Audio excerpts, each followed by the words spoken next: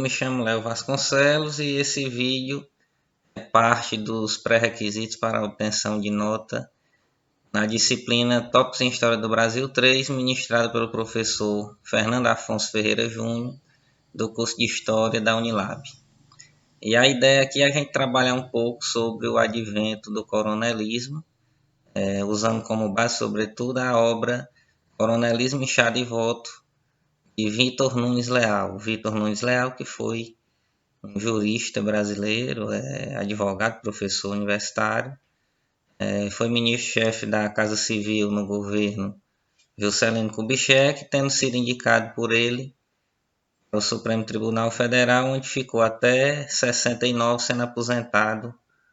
compulsoriamente pela ditadura militar. Muito bem, o advento do coronelismo ele surge no período da República Velha, Primeira República, de 1889 a 1930. E o Vitor Nunes Leal vai inovar na análise sobre o coronelismo, porque vai tratar o coronelismo como um sistema, O contexto é um contexto agrário, de um Brasil ainda muito agrário e com uma concentração de terras muito grande, E as pessoas, os trabalhadores rurais do campo, os não proprietários ou mesmo os pequenos proprietários viviam sobre condições muito precárias, Tinha uma miséria muito forte e uma dependência muito forte desses grandes donos de terras, os coronéis.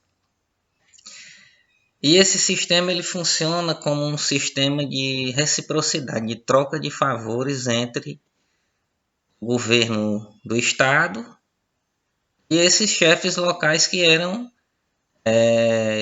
nesse sistema do coronelismo, as grandes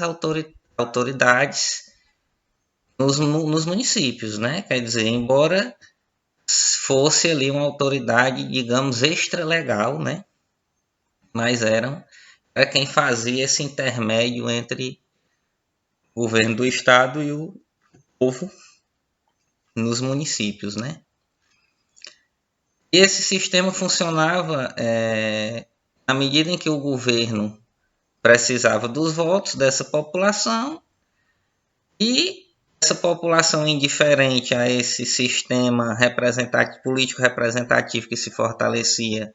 quer dizer que surgia ali com a República e ia se fortalecendo, mas essa população do campo ainda era muito indiferente e dependia diretamente desses donos de terra, que geralmente eram seus patrões, E tinha o advento do voto de cabresto, que justamente o coronel guiava esses seus dependentes para votar no seu candidato, Então era um sistema de troca de favores, E que o Nunes Leal vai caracterizar como num contexto de fortalecimento desse poder público, Desse sistema político representativo que vem aí com a República e o enfraquecimento do poder privado desses grandes proprietários, Que ele compara até com os grandes senhores na época do Brasil colonial, que de fato tinham muito poder, Mas no contexto da República, embora a Primeira República aí ainda se consolidando, esse poder privado vai se reduzindo, Inclusive ele traz um dado interessante que esses coronéis eles nem poderiam ser considerados ricos, simplesmente eles, por terem a concentração de terra e terem algumas facilidades de angariar recursos, em bancos, tomar de empréstimo, hipotecar suas terras e tal,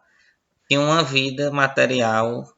bem melhor do que a dos seus dependentes trabalhadores rurais que de fato viviam numa situação de miséria muito grande, Então, como diz o Nunes Leal, eles eram os coronéis, esses donos de terra, remediados, mas não ricos, E o dinheiro que é utilizado nessa relação, muitas vezes é um dinheiro público, advindo dos cofres públicos, né? Pois bem, esses chefes locais ou eram coronéis, esses donos de terras, ou eram médicos ou bacharéis, mas que eram parentes ou aliados desses coronéis donos de terra, né? E como funciona de fato esse sistema de reciprocidade, né?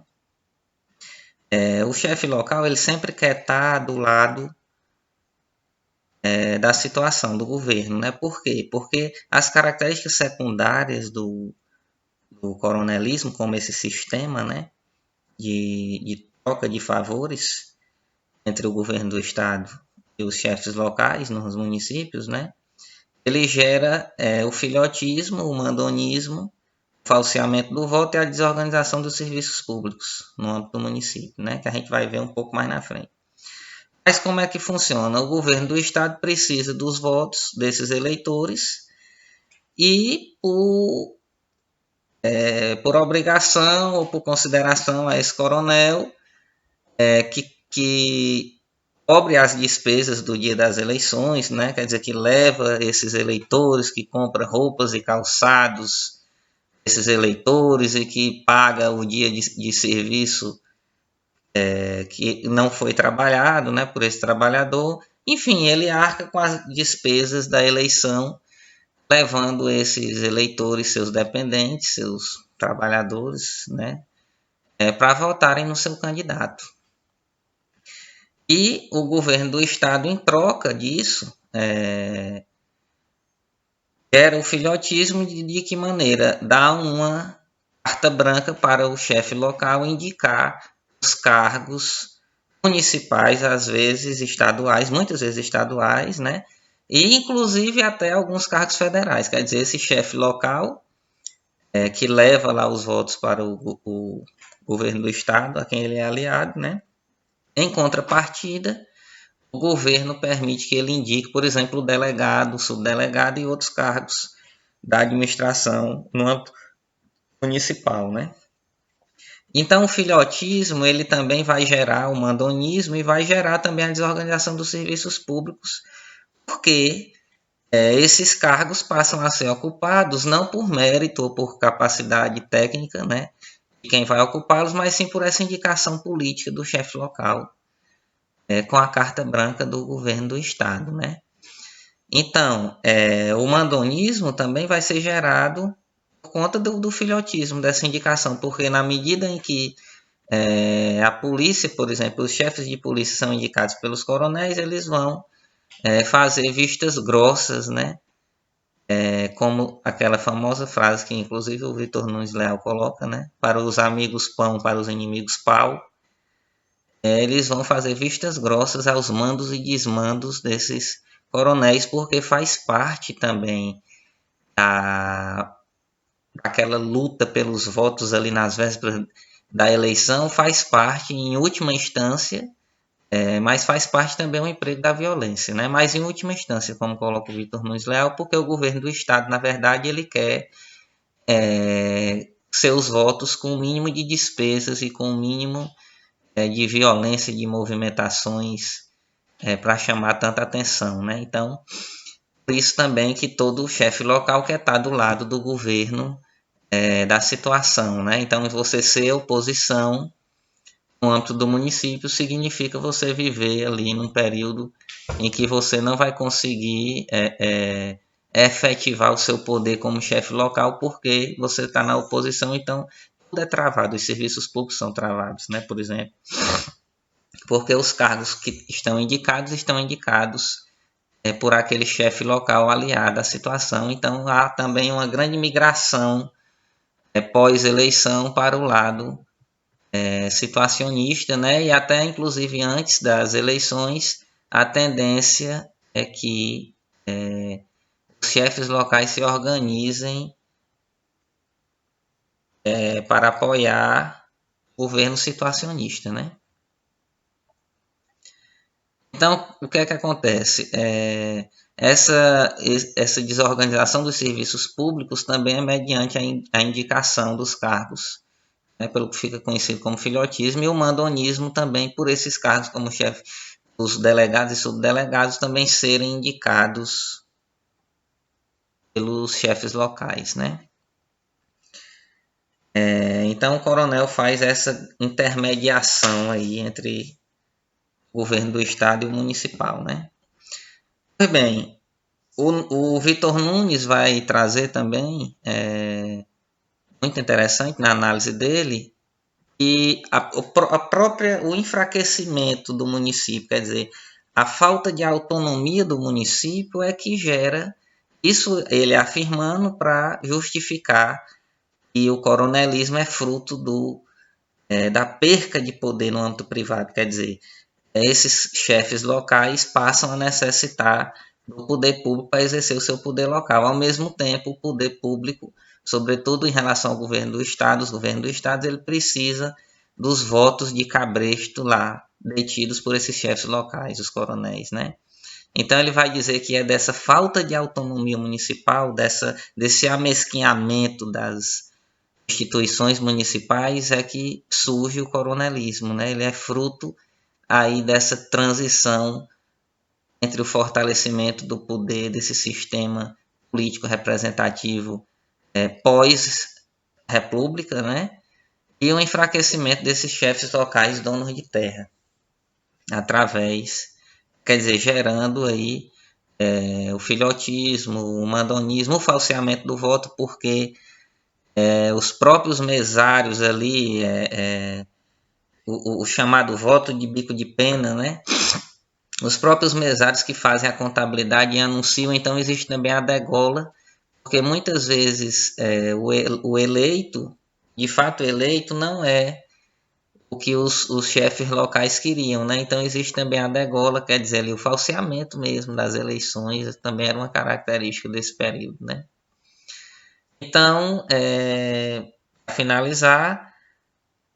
fazendo um pequeno apanhado, né, o Vitor Nunes trata o coronelismo como um sistema, de fato, né, de troca de favores entre o governo do estado e esses chefes locais, por conta desse sistema representativo ainda não chegar fortalecido no âmbito municipal, mas necessitar também dos votos desses eleitores rurais, votos de cabresto, por serem votos guiados ali ou por pequenas benesses, ou mesmo por votos forçados nos candidatos dos chefes locais que conseguem exercer o seu poder político local, às custas também do governo do estado, que lhe dá carta branca para indicação da ocupação dos cargos, faz vistas grossas aos seus desmandos. Então é uma troca de favores. E é fruto dessa falta de autonomia municipal, portanto, que se alimenta esse sistema do coronelismo, né? E que vai ser enfraquecido pós 1930, ali na chamada Era Vargas, né? Então, essa autonomia extralegal exercida pelos coronéis no âmbito do município enfraquecem a autonomia de fato legal das instituições municipais, né?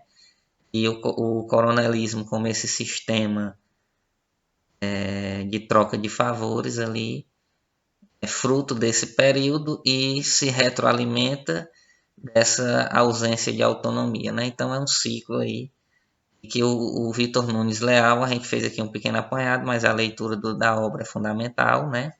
Coronelismo, inchado e volto, município e o regime representativo no Brasil, e fica a indicação aí para a leitura da obra do Vitor Nunes.